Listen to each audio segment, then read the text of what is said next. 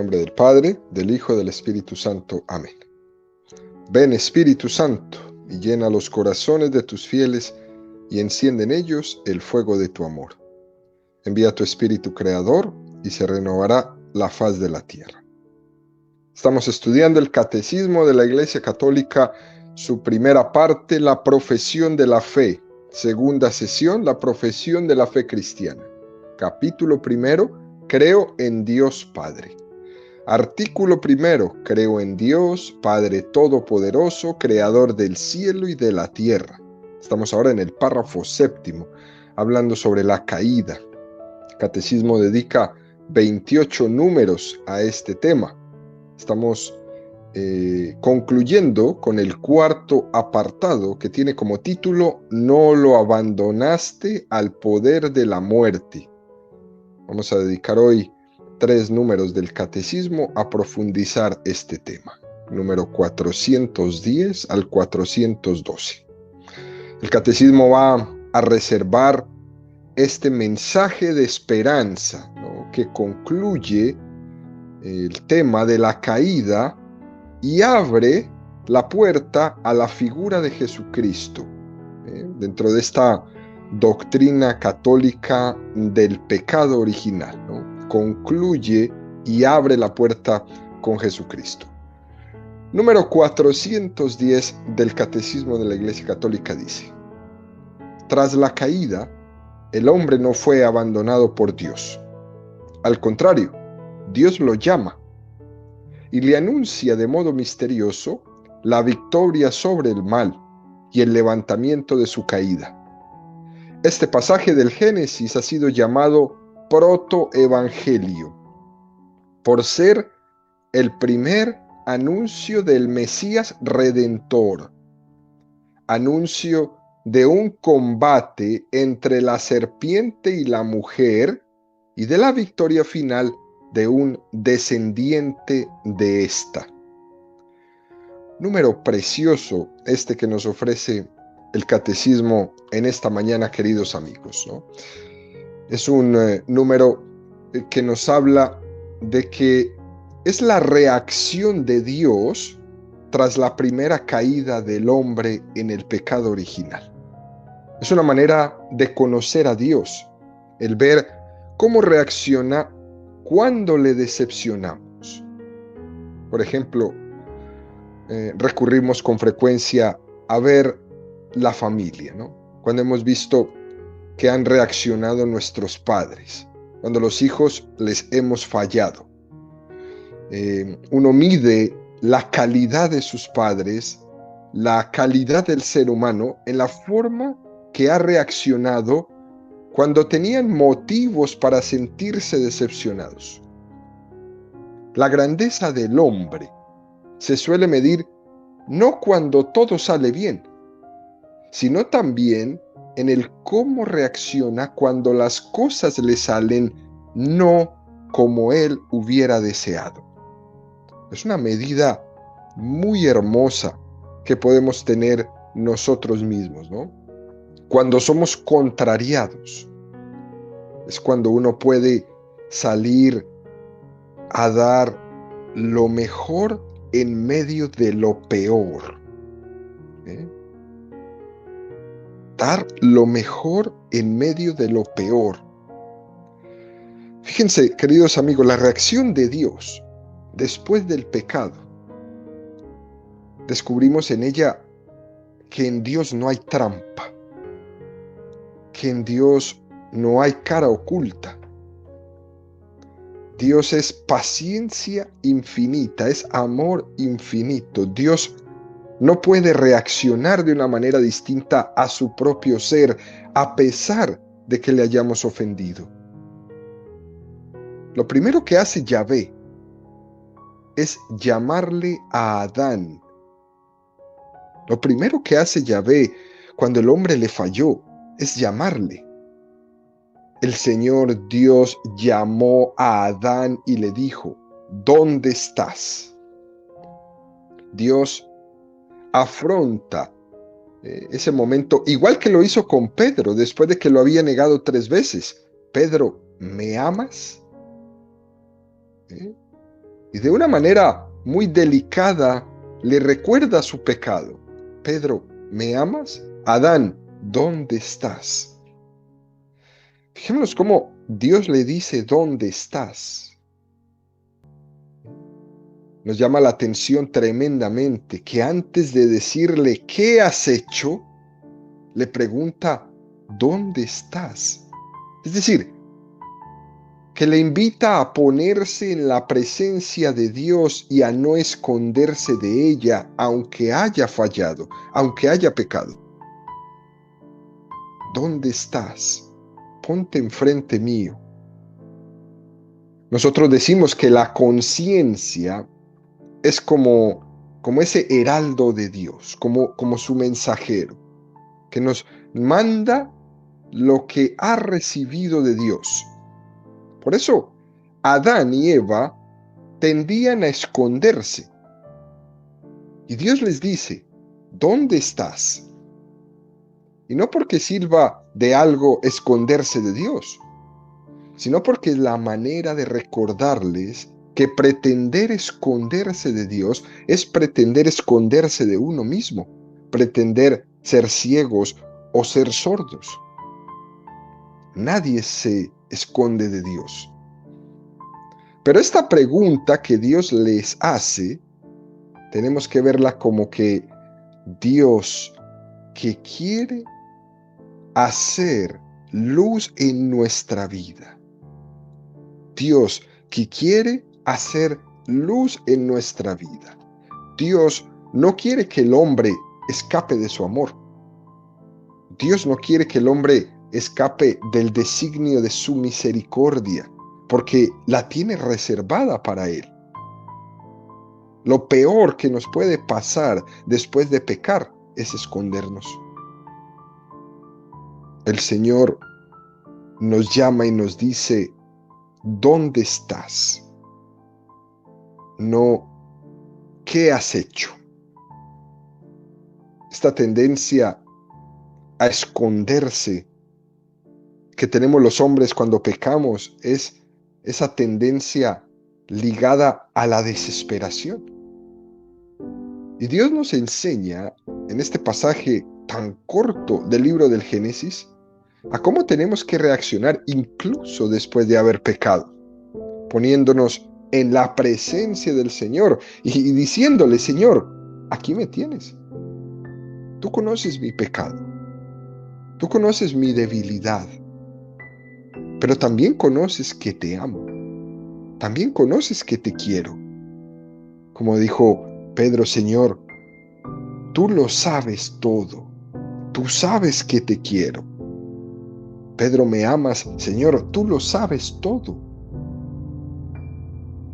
En ese momento, queridos amigos, hay un mensaje de esperanza. Después de haber tenido ese momento de descargo, ¿quién te dijo a ti que estabas desnudo? Hay un mensaje de esperanza. Finalmente, se clarifican delante de Yahvé todas las situaciones, ¿no?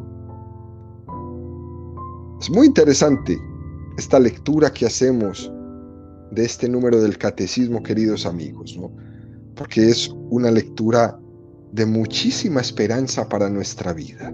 Pero fijémonos que después de todo esto, dice, pongo hostilidad entre ti y la mujer, entre tu descendencia y su descendencia.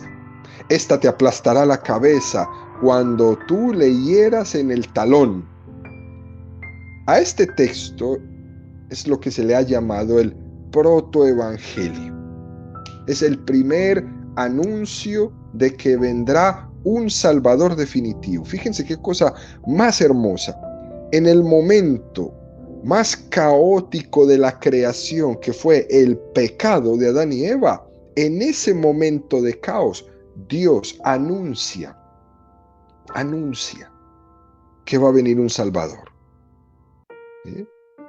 Muchas veces hemos visto la imagen de la Inmaculada Concepción pisando la cabeza de la serpiente como una aplicación concreta de este texto.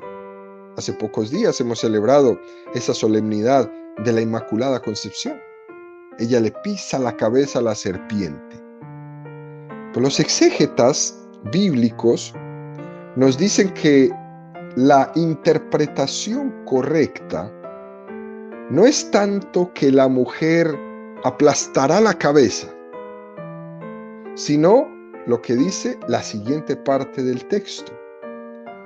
La descendencia de la mujer aplastará la cabeza.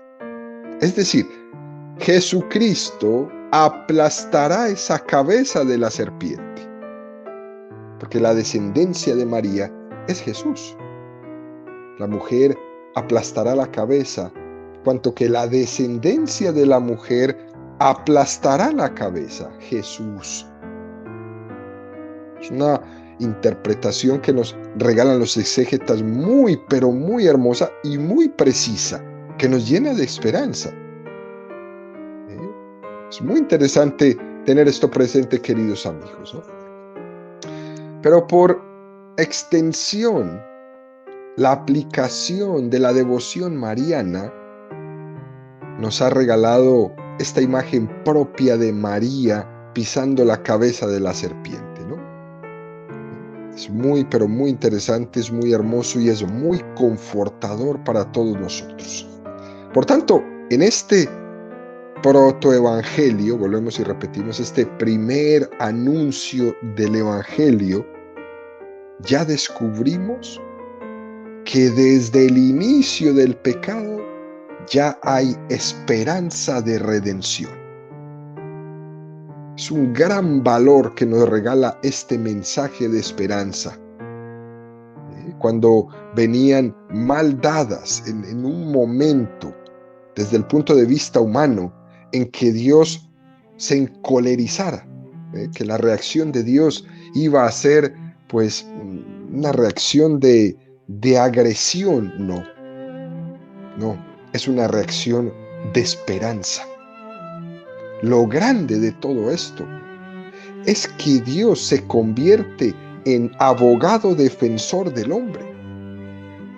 Dios no solamente es juez, sino que al mismo tiempo es abogado defensor.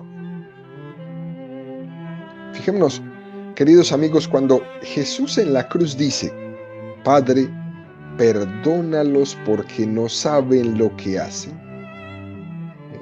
Jesús, claro, pide responsabilidad de ese, ¿cómo es que has hecho esto? Él pide responsabilidad. Y Satanás, el tentador, que ha tenido una parte importante en esa caída,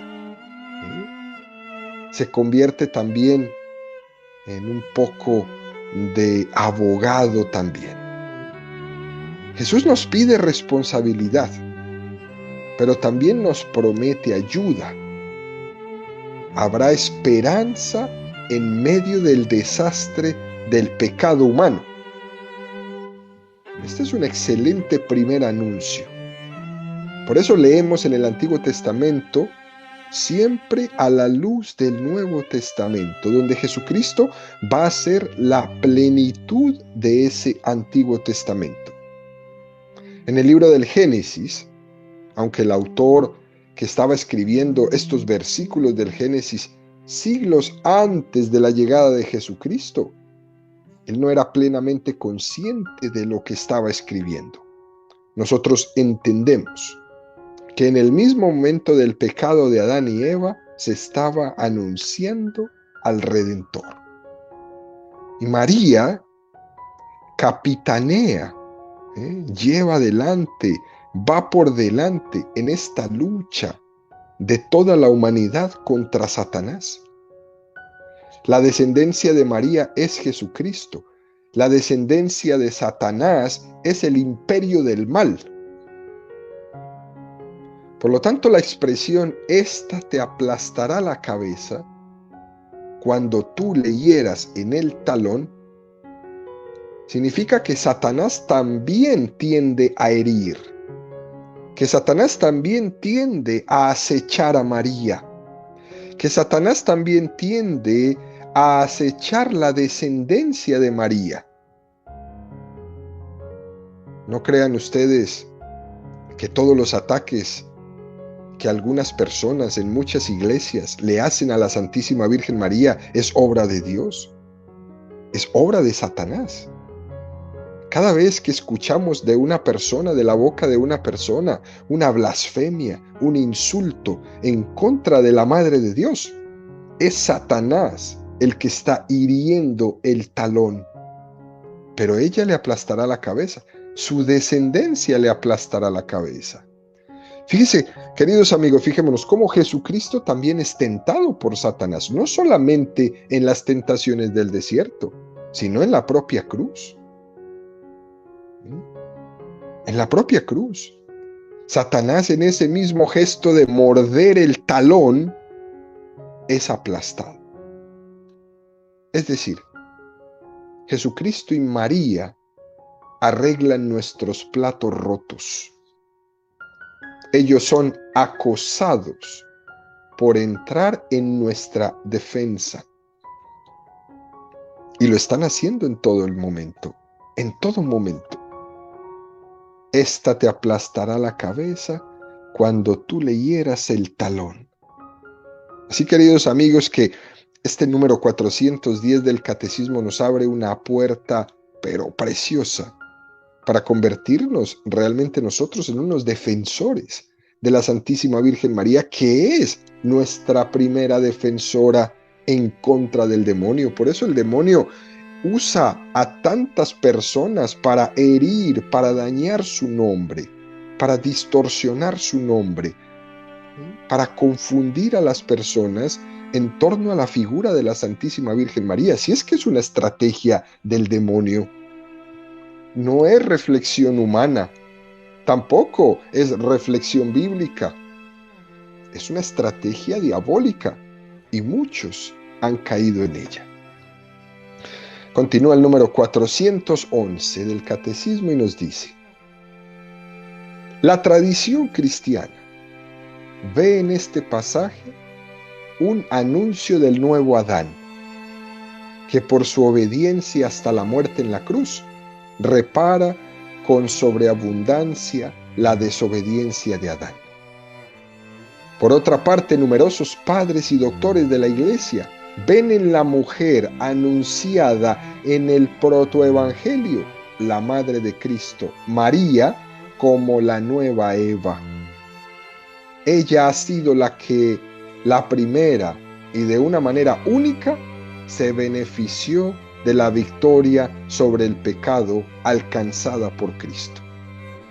Fue preservada de toda mancha de pecado original y durante toda su vida terrena, por una gracia especial de Dios, no cometió ninguna clase de pecado. Número hermoso este que nos presenta el Catecismo y nos remite a la primera de Colosenses 15, 21, 22. Si por un hombre vino la muerte, por un hombre vino la resurrección. Pues lo mismo que en Adán mueren todos, en Cristo todos serán vivificados. Y efectivamente, queridos amigos, así está escrito. El primer hombre, Adán, se convirtió en ser viviente. El último Adán es espíritu vivificante, que por su obediencia hasta la muerte en la cruz,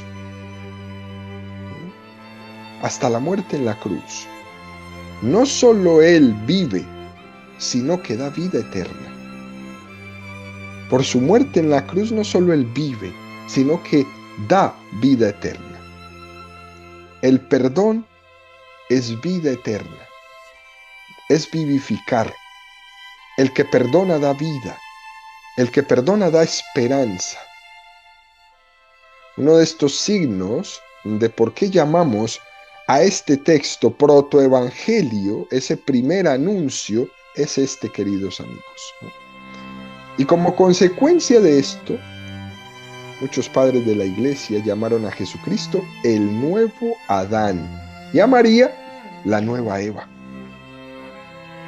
Por cierto, en Jerusalén, queridos amigos, los que han tenido la oportunidad de estar ahí, en la iglesia del Santo Sepulcro, cerca donde está ese enorme altar del Calvario, la tradición ha hecho la interpretación de colocar la tumba de Adán y de Eva bajo el monte Calvario.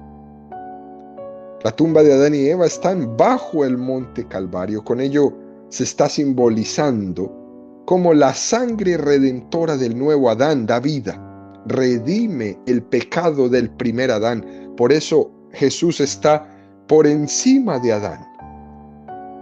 Romanos 5, 19, 20. Pues así como por la desobediencia de un solo hombre todos fueron constituidos pecadores, así también por la obediencia de uno solo todos serán constituidos justos. Ahora bien, la ley ha intervenido para que abundara el delito, pero donde abundó el pecado, sobreabundó la gracia. Y hay que decir, queridos amigos, que nosotros hemos sido capaces de descubrir que en el momento en el que peor hemos podido utilizar nuestra libertad, casi ha sido motivo para conocer lo mejor de Dios. Cuando el hombre ha tenido la libertad y la ha utilizado mal, es el mejor momento en el que hemos podido conocer lo mejor de Dios. Cuando nosotros hemos mostrado lo peor, Él nos ha mostrado lo mejor. Y los padres y doctores de la Iglesia ven en la mujer anunciada en este protoevangelio a la Madre de Cristo, María, como esa nueva Eva. Y aquí el Catecismo nos hace una referencia a una bula del Papa Pío IX, llamada Ineffabilis Deus, que dice: ella ha sido la primera y de una manera única se benefició de la victoria sobre el pecado alcanzado por Cristo. Fue preservada de toda mancha de pecado original. En María, por tanto, vemos el fruto de la redención.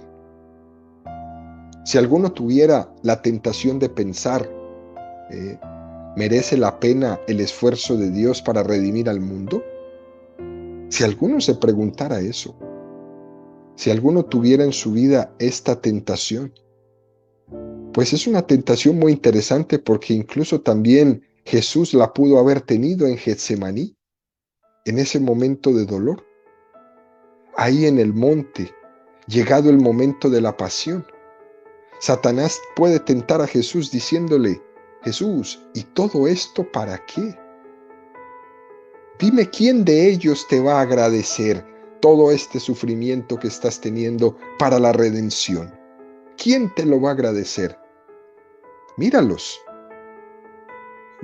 mira su pecado. Mira cómo se van buscando cómo destruirse uno a otros. Mira a esos científicos ateos inventándose teorías para ir en contra de ti. Mira las guerras, mira las divisiones, mira los abortos, mira los robos, mira las conspiraciones. ¿Para qué vas a hacer este sacrificio? ¿Es que no los ves? El susurro de Satanás a Jesús podía ser: tú has creado al hombre libre, y el hombre te va a decepcionar. Él va a usar mal su libertad, le dice Satanás a Jesús. Él va a usar mal su libertad y te va a decepcionar, y tú vas a entregar la vida por este que te está decepcionando. Una tentación tremenda la que Satanás pone en el oído de Jesús. Y tenemos que decir, queridos amigos, que María es la respuesta a esa tentación.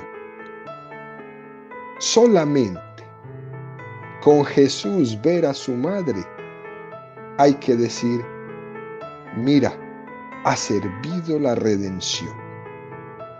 Viendo a María, podemos rechazar la tentación de creer que el mal es más poderoso que el bien. Esta tentación hay que desenmascararla. No es verdad que el pecado triunfa sobre el bien. Mira a María, mira su santidad. Esa santidad compensa nuestro pecado. María encabeza el triunfo de la gracia y detrás de ella viene la iglesia. Viene el cortejo de la iglesia santa. Viene el cortejo de esa iglesia formada por hombres pecadores, pero santa. Por lo tanto, en la cruz, cuando veía la santidad de su madre, Jesús veía detrás de ella esa santidad de todos los que luchamos día a día por hacer el bien. Veía la santidad de todos los santos que iban a ver en la historia. Por eso en el momento del pecado, María es importantísima. ¿Por qué? Porque en ella hay esperanza. La última palabra no la tiene el pecado. La última palabra la tiene la gracia. Por eso está ligada a la doctrina de la Inmaculada Concepción que mencionamos al inicio, también esta doctrina del pecado original. Ella fue preservada del pecado original y durante toda su vida terrena, por una gracia muy especial de Dios, no cometió ninguna clase de pecado. Y esto nos lo enseña el Catecismo y nos lo enseña el Concilio de Trento. Por eso, la Iglesia nos invita, queridos amigos, a mirar a esta mujer, a la Santísima Virgen María, de dos maneras. Primera, mirarla como algo maravilloso, algo para ser admirado. Y segunda, para verla con esperanza. Admiración y esperanza, dos maneras preciosas de mirar a la Santísima Virgen María. Esta sería la auténtica devoción mariana. María es digna de mi admiración total y María es motivo de mi esperanza. Hay una famosa frase de este convertido inglés llamado Chesterton, ¿no? Chesterton decía, el mundo nos parece brutal porque lo hemos conocido por la espalda. El mundo nos parece brutal porque lo hemos conocido por la espalda, como queriendo decir, ¿no? Te falta conocerlo cara a cara. Y la cara del mundo es María. La cara del mundo son los santos. La espalda del mundo es el demonio. Y estamos muy acostumbrados a ver la espalda. A ver la espalda del mundo. Y tenemos que como que darle la vuelta para que veamos la cara. Cuando estamos tentados de desesperación, es que hemos conocido solamente el mundo por la espalda. Y por eso nos parece brutal. Y por eso somos desconfiados de todo. Hay que darle la vuelta al mundo. Esta doctrina, queridos amigos, tiene pues muchas aplicaciones en nuestra vida. Una de las estrategias que suele tener Satanás en nuestra vida es la de presentarnos solamente el lado oscuro. Hacernos ver solamente que existe el mal o que todo está mal. Impedirnos que veamos algo de una manera positiva.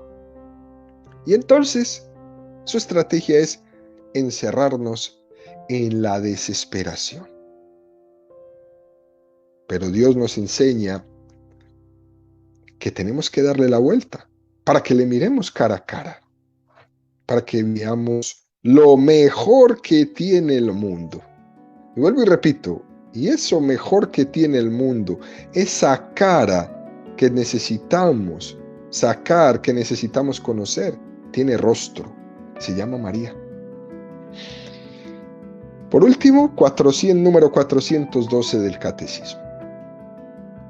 Pero, ¿por qué Dios no impidió que el primer hombre pecara? Y el Papa San León Magno responde: la gracia inefable de Cristo nos ha dado bienes mejores que los que nos quitó la envidia del demonio. Y Santo Tomás de Aquino nos dice: nada se opone a que la naturaleza humana haya sido destinada a un fin más alto después del pecado.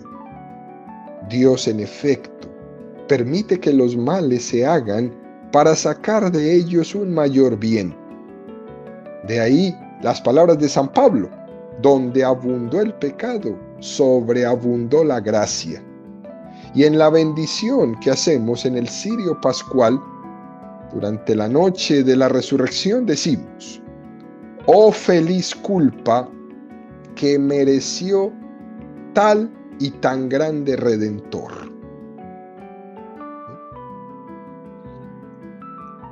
Para nosotros, queridos amigos, poder decir feliz pecado, feliz culpa que mereció tan grande Redentor, tendríamos que hacer una relectura no solo de la historia de la salvación, sino de nuestra propia vida en esta clave, una clave preciosa, ¿no? ¿Por qué Dios ha permitido que el hombre pueda pecar? Y claro, porque Dios ha creado al hombre libre. Dios podía haber hecho al hombre no libre, lo podría haber hecho no libre, pero lo hizo libre. Y una de las pruebas demostrativas para testimoniar que en el mundo hay más bien que mal es que Dios, conociendo el cómo íbamos a utilizar nuestra libertad, cuánto pecado y sufrimiento se iba a derivar de esa libertad mal llevada, pero también cuánto bien y cuánta santidad se iba a derivar de esta libertad bien llevada, decidió crearnos libres. Puso en la balanza el bien y el mal, y Dios decidió crearnos libres. Eso quiere decir que Dios confió en que el bien iba a triunfar sobre el mal. El bien es mucho más abundante que el mal. Es muy importante tener esto presente. Si Dios no nos hubiera creado libres, no podríamos ser santos, pero tampoco podríamos ser pecadores.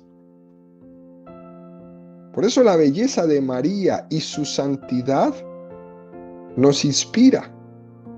Nos inspira. ¿Por qué? Porque es una de las pruebas de que hemos sido creados libres. Esto es muy importante que lo leamos y lo releamos en nuestra vida, queridos amigos. Porque en definitiva, al final de todo, Dios siempre sacará de un mal el bien. Dios decidió crearnos libres, sabiendo que le íbamos a dar la espalda, pero también sabiendo que le íbamos a dar gloria, que le íbamos a dar más alegrías que disgustos por nuestros pecados. Y eso lo decimos en conjunto de toda la humanidad.